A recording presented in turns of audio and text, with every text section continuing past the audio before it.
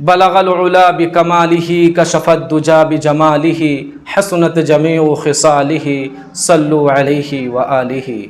حمد و ثنا خدائے بزرگ و برتر رب العالمین کے لیے، درود پاک ہم سب کے آقا امام الانبیاء خاتم النبیین والمرسلین شفیع المذنبین رحمت للعالمین فخر رسول ہادی سبل فخر کائنات ساقی کوثر شافی محشر جناب محمد الرسول اللہ صلی اللہ علیہ وسلم کے لیے۔ میرے دوستو، یہ مہینہ ربیع الاول کا مہینہ چل رہا ہے اور آج ربیع الاول کی 12 تاریخ ہے۔ اسی مہینے کے اندر پوری کائنات کے لیے، پوری انسانیت کے لیے، گمراہی کو دور کرنے کے لیے، ظلمت میں نور پیدا کرنے کے لیے، انسان کو انسان بنانے کے لیے ہم سب کے آقا جناب محمد الرسول اللہ صلی اللہ علیہ وسلم تشریف لائے۔ مکہ میں چرچا ہوا، مدینہ کے اندر کوہرام مچ گیا، دائی حلیمہ کی قسمت جاگ اٹھی۔ سردار عبد المطلب کہتے ہیں کہ آمینہ اپنا لال کتنا پیارا، کتنا دلارا پوتا ہمارا۔ سردار عبد المطلب اللہ کے رسول صلی اللہ علیہ وسلم کو اٹھاتے ہیں، پیشانی پر بوسہ دیتے ہیں، خانہ کعبہ کا طواف کرتے ہیں اور اللہ سے خیر و عافیت کی دعا مانگتے ہیں اور اس اللہ کی شکر ادا کرتے ہیں۔ خوشی خوشی فرحاں فرحاں سردار عبد المطلب آتے ہیں، حضرت آمینہ سے پوچھتے ہیں، آمینہ اپنے دلارے بیٹے کا کوئی نام سوچا ہے؟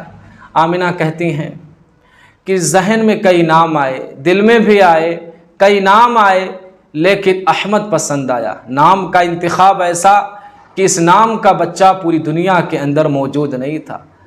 حضرت عبد المطلب کہتے ہیں کہ آمینہ مبارک ہو، اس نام کا بچہ اور اس نام کا کوئی پورے عرب ہی کیا پوری دنیا کے اندر موجود نہیں ہے۔ ہم اپنے بیٹے کا نام محمد رکھتے ہیں۔ یہ ایسا نام ہے کہ اس نام کے ذریعے سے اس بچے کی پوری کائنات کے اندر تعریف ہوگی، اور کیوں نہ ہو میرے بھائی، کیونکہ آپ صلی اللہ علیہ وسلم کی ولادت بسعادت، آپ کی بعثت بسعادت، آپ کی شریعت بسعادت، آپ کی سنت بسعادت، آپ کا قرآن بسعادت، آپ کی معراج بسعادت، آپ کے اصحاب بسعادت اور آپ کے یار بسعادت۔ عزیز دوستو، دیکھو اس عجیب دنیا کے اندر عجیب طرح کے لوگ ہیں، ولادت رسول کے نام پر، سیرت رسول کے نام پر، سیرت پاک کے نام پر طرح طرح کے خرافات کرتے ہیں۔ قوالیوں کی مجلسیں منعقد کرائی جاتی ہیں، قوالیاں کی جاتی ہیں، مشاعروں اور تفریح کے بازار سجائے جاتے ہیں، عورتیں بن سور کر شریک محفل ہوتی ہیں، چمٹے بجائے جاتے ہیں، بھرپور قوالیاں ہوتی ہیں، تالیاں بجائے جاتے ہیں، بھنگڑے ڈالے جاتے ہیں، نعرے لگائے جاتے ہیں، حلوے پراٹھے تقسیم کیے جاتے ہیں اور کہتے ہیں کہ ہم عاشق رسول ہیں، دیوانے رسول ہیں۔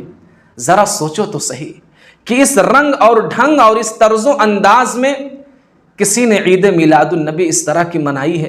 جس طریقے سے آج ہمارے معاشرے کے اندر، ہمارے سماج کے اندر ڈی جے کے ساتھ عورتیں بھی ہوتی ہیں، دھوم دھام سے لوگ عید میلاد النبی مناتے ہیں اور کہتے ہیں کہ ہم پوری دنیا کو ایک پیغام دیتے ہیں کہ ہم عاشق رسول ہیں۔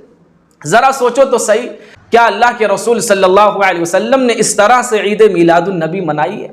ایک بار نہیں، آپ کی عمر مبارک میں 63 مرتبہ یہ دن آیا اور آپ نے اس دن کو عید میلاد النبی کہہ کر کے منوایا ہو؟ مجھے بتا دو۔ ایک بار نہیں، 2 بار نہیں، 3 بار نہیں، 63 مرتبہ آیا ہے، لیکن اللہ کے رسول صلی اللہ علیہ وسلم نے کبھی بھی اپنی ولادت کے دن عید میلاد النبی نہ منایا ہے اور نہ منانے کا حکم دیا ہے۔ اور اس وقت جان نچھاور کرنے والے صحابہ کرام تھے، حضرت ابوبکر صدیق تھے، حضرت عمر فاروق تھے، حضرت عثمان غنی تھے، حضرت علی تھے، حضرت عبد الرحمن بن عوف تھے، بلال حبشی تھے، حضرت ابو ہریرہ تھے، عائشہ تھی، فاطمہ تھی، زینب تھی، کلثوم تھی، فاطمہ تھی۔ کیا ان لوگوں نے کبھی اس طرح سے عید میلاد النبی منایا؟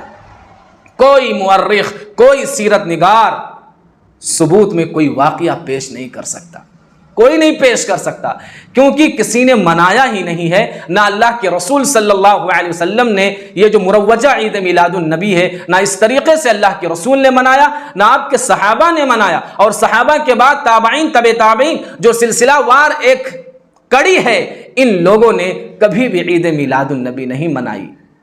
میرے آقا صلی اللہ علیہ وسلم کی آمد ہوتی ہے، حضرت حلیمہ سعدیہ رضی اللہ عنہا کی قسمت جاگ اٹھتی ہے، پھر کیا تھا؟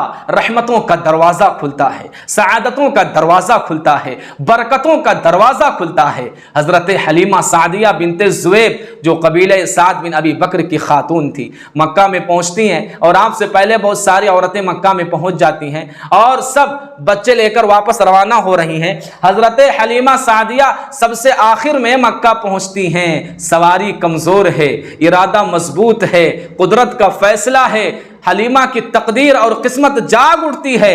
حضرت حلیمہ کا شوہر حارث ابن عبد العزیٰ کنیت ابو کبشہ کہتا ہے کہ حلیمہ چلو چلتے ہیں، اب کوئی بچہ ہاتھ نہیں آئے گا، ساری عورتیں بچے لے کر جا رہی ہیں۔ حضرت حلیمہ کہتی ہیں کہ سرتاج رک جاؤ، چلو دیکھتے ہیں، ہو سکتا ہے کوئی بچہ ہاتھ آ جائے۔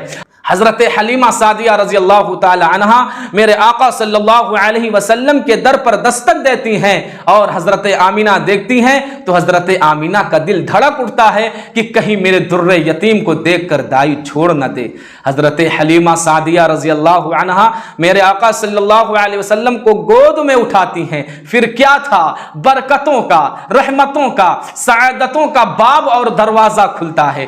الغرض قصہ مختصر، 4 سال تک حضرت حلیمہ سعدیہ رضی اللہ عنہا میرے آقا صلی اللہ علیہ وسلم کو دودھ پلاتی ہیں۔ اب ذرا حضرت حلیمہ سے پوچھو کہ حضرت حلیمہ کیا آپ نے ان 4 سال کے اندر اللہ کے رسول صلی اللہ علیہ وسلم کے عید میلاد النبی منائی ہو؟ ثبوت میں کوئی واقعہ نہیں پیش کر سکتے، کوئی دلیل نہیں پیش کر سکتے، کوئی ثبوت نہیں پیش کر سکتے، کیونکہ ان 4 سال کے اندر نہ حضرت حلیمہ سعدیہ رضی اللہ عنہا نے عید میلاد النبی منائی ہے اور نہ اللہ کے رسول صلی اللہ علیہ وسلم نے بذات خود اپنی عید میلاد النبی منائی ہے۔ چلو صدیقی دور خلافت چلتے ہیں۔